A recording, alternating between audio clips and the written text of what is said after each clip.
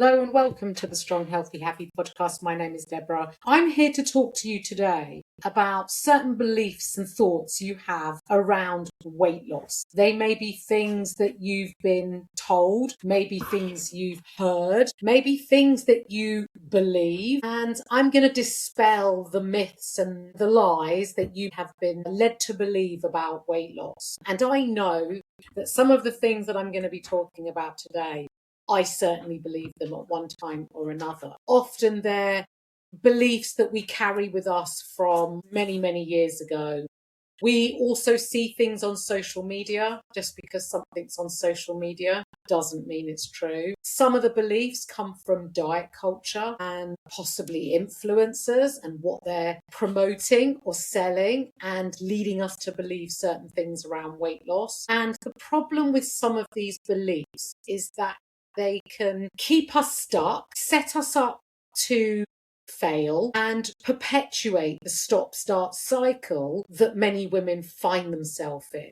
So, lie number one, or misbelief number one, is that you have to put your life on hold. And if you want to lose weight, that you need to make it your sole focus. Now, when you have a goal, it is important to if your goal is important to you, to prioritize that goal. But you certainly don't need to put your life on hold. And the problem with putting your life on hold is in the short term, yes, it's something that you might be able to do. It's something that you can really, give it 110%. But long term, it's not going to be sustainable. And this all or nothing approach is what leads in to the stop-start cycle, which isn't going to help you make that progress towards your goal. Because the problem with the stop-start cycle is when everything's good and going well, you make progress. But when it isn't, you're taking steps back and you're actually regressing or stalling your progress. So one of the things that I do in my coaching arena with my clients is encourage women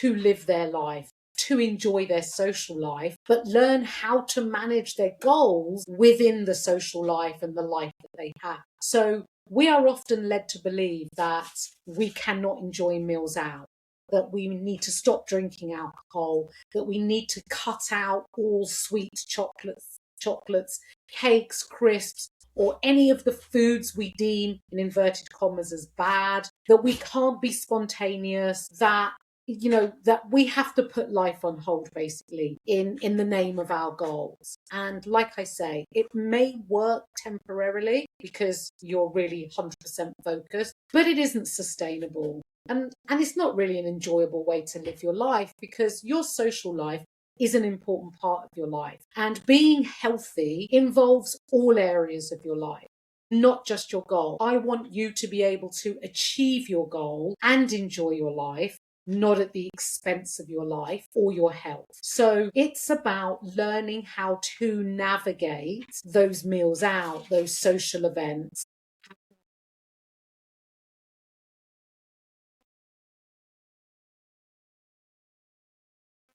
to control what you can when you don't have control over what's on the menu, what your friend might be cooking, and the food available, etc. But it's learning how to make those choices, learning how to control what you can. Also recognizing that sometimes it's about making compromises. So if there's something that you really want, you might compromise on something else. And it's also learning that you can attend social occasions, that they don't have to undo your progress, and that you can have a little bit of a plan about how you want to turn up at your social occasion and follow that plan, so that you learn to build self-trust in yourself around food, around social events, and that social events don't necessarily mean that you can't still make progress towards your goals, because you absolutely can. And I know that the women who lose weight and keep it off are the women who don't put their life on hold. Lie or misbelief number two, and that is that you need to be perfect in order to get results. Now, I'm here to tell you categorically, and I talk about this a lot in previous podcast episodes and on my social media, You absolutely don't need to be perfect. And this is not going to be the perfect podcast because I'm just going to pause it here to let my dog out to go in the garden and then come back. Not a perfect condition, but real life. Listener, you would have heard me say this before, and that is that being perfect has a flip side. And the flip side of sometimes being perfect is that on the flip side, it ends up with you completely sabotaging your goals because you couldn't be perfect. And I think that being sometimes perfect is not as beneficial as being imperfectly consistent, because you will make more progress from being imperfectly consistent than you will be from sometimes being perfect. An example of this is, say, you went out for dinner, perhaps, you ate a little bit more than you had planned, or you chose something on the menu that perhaps wasn't the most smartest option that aligned with your weight loss goal, but you enjoyed it, you made a conscious choice. That one bad meal, and I hate using the word bad because it's not about being bad, that meal that may not have aligned with your goals, that one meal doesn't ruin your progress. It's usually what you do after that one meal. In the same way that, say, you had intended to get 3 workouts in your week, but you had to miss a workout. Life threw you a curveball. You didn't get to do that extra workout.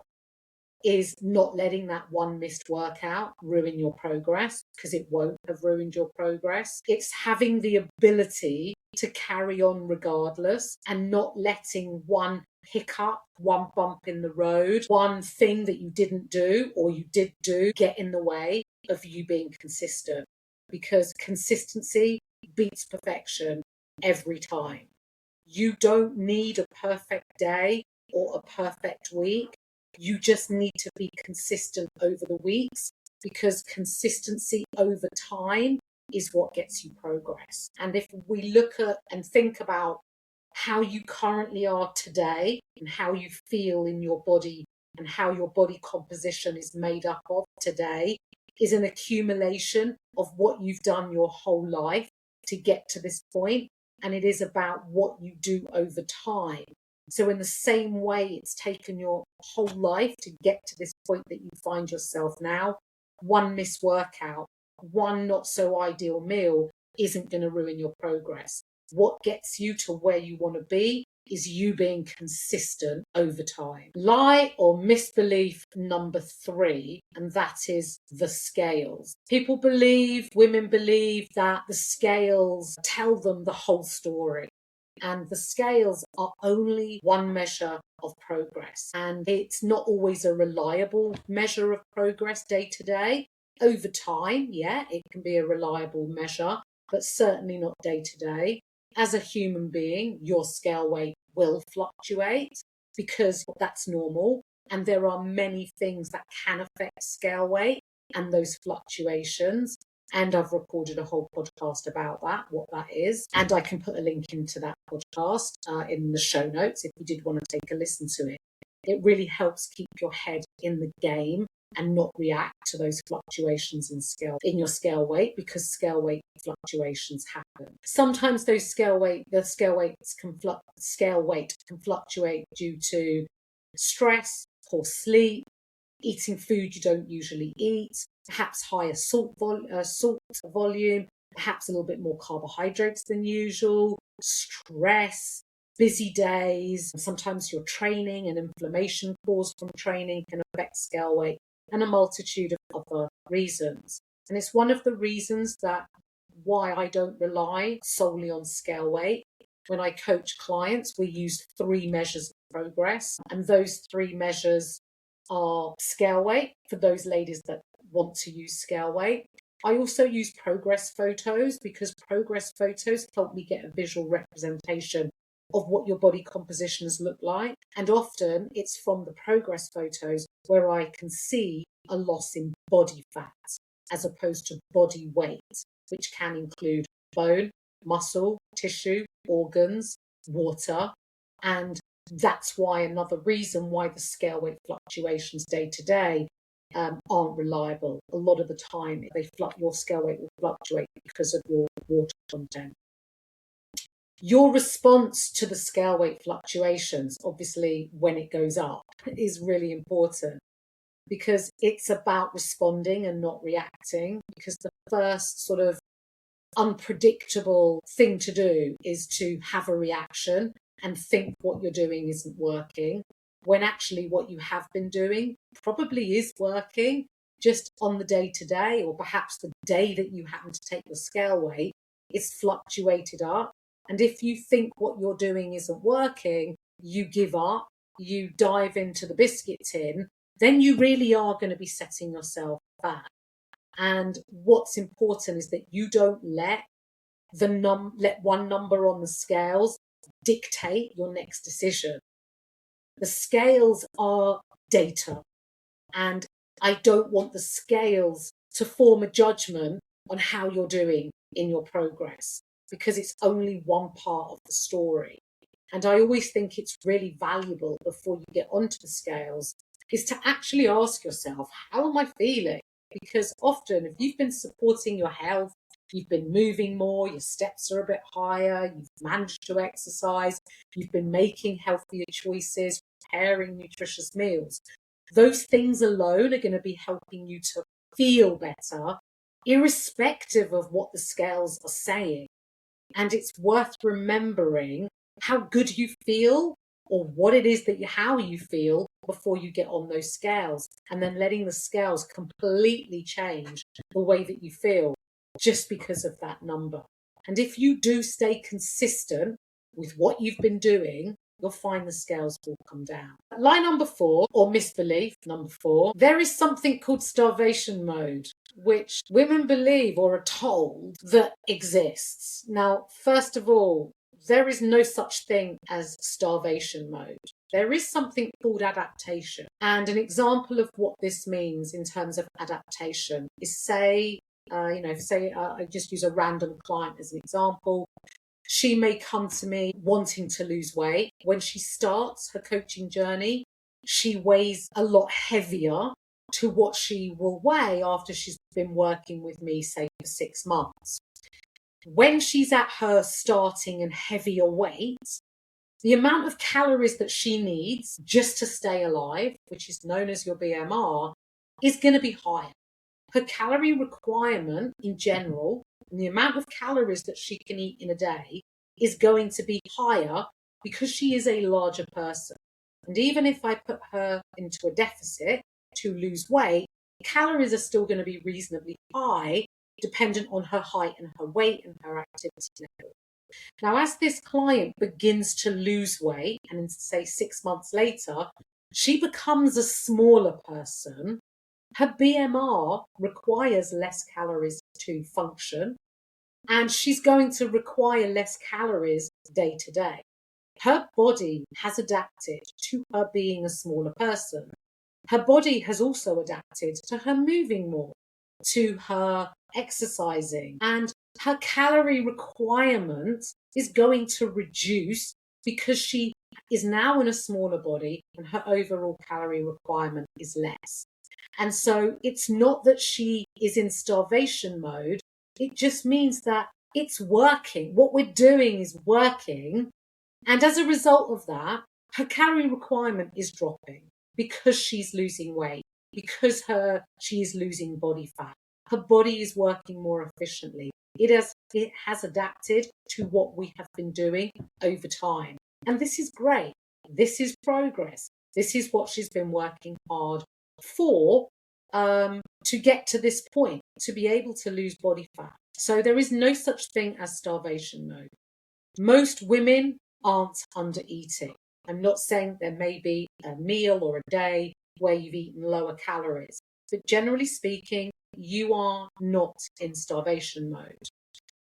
Usually what happens is you may think that you're sticking to the calories. Often, those of you who don't have the support and guidance of a coach, you might start to track your food, and MyFitnessPal will probably throw you a calorie target of 1,200 calories, because that's what it usually does for most women, no matter their height, their starting weight. That's what it usually throws out. And it might sound like, oh yeah, well, I'm definitely going to lose weight on these calories. and you invariably will if you have the ability to stick to them. Now, you may genuinely think that you're sticking to them, but what happens is you may do that for a short period of time. But after a while, it does get quite restrictive. It is quite low calories. And what happens is it can lead to a little bit of mindless eating. And, subconsciously, you forget about that, or a bit of picking. And also, if you feel a bit low energy, you may start moving a little less as well. So you're not expending as many calories. But usually what happens is over restriction can then lead to overeating. And the amount of calories that you think you're consuming, actually overall, over the course of a week, if you're overeating at periods of time, is going to be higher than the calorie target you think you're sticking to. And this isn't conscious. A lot of this happens subconsciously. Eating as little as possible isn't the answer. You want to be making sure that you're eating sufficient protein. For women, I always recommend, as a sort of a minimum, without taking into consideration your height, your weight, and your goals and your start point, is not to obviously bring women up slowly, but ideally at least maintaining 100 grams of protein a day. And it takes time to learn how to do this. And, you need to make sure that you have the calories available day to day to be including protein. You want to be supporting muscle maintenance at the very minimum, and protein is going to help repair and maintain the muscle tissue you have. And obviously, ideally, we want to be building muscle, because the more muscle you have, the more calories it expends at rest. And that's a bit of a no-brainer if you want to be able to eat more calories, more food, by having more calories, but still be achieving the same goal if you had less muscle tissue. Nourishing your body, eating nutritious food, having a balanced diet will help you longer term stick to your calorie target, because it's much more reasonable, gives you more flexibility, allows you to include the foods that you enjoy as well as the foods that you need to eat to support your health. And longer term, you'll be able to be more consistent and sustain your healthy habits, your eating habits, your nutrition, to have more energy, to go out for the walk, to do the exercise, to sleep better. And because we also need to remember that poor sleep can often lead to increased hunger, less feelings of fullness and satiety, and can also impact your cravings because of your low energy. So it is really important to make sure that you're eating enough, but obviously not too little calories, because it's very hard to stick to.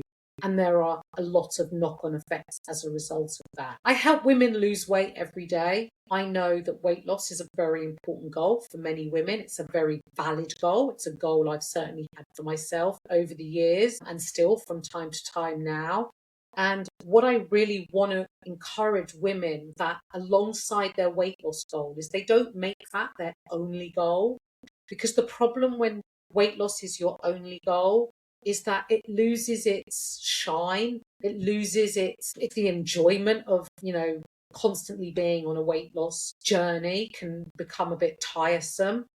And I always think it's very important to focus more about how you feel, because when you feel good, it has a knock-on effect to you doing all the other things that help you to feel good. And so what I really encourage women to do is to become healthier, stronger, and happier, as well as lose weight, because that's what women are searching for, to feel more confident, to feel stronger, to feel happier in their bodies. And showing up for yourself by doing the workout on that day you really can't be bothered, or preparing the meal when you're tired but you know you want to eat a nutritious meal, or even preparing a meal for one and prioritizing the importance of preparing that meal for one if you have to, because your goals matter. You want to feel nourished. You want to eat to support your health as well as your goal. These are the things that help you feel in more control, feel more confidence, have more energy, have more self-respect, have you feeling much more vibrant and energized and more like yourself, so that you can continue losing weight and pursue that journey alongside all the other benefits from looking after your health.